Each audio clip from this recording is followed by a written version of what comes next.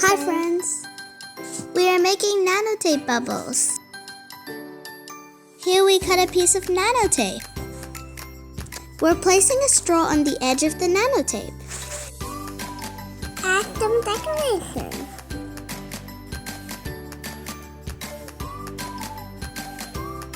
Fold the nanotape and seal the edges only, not the middle part.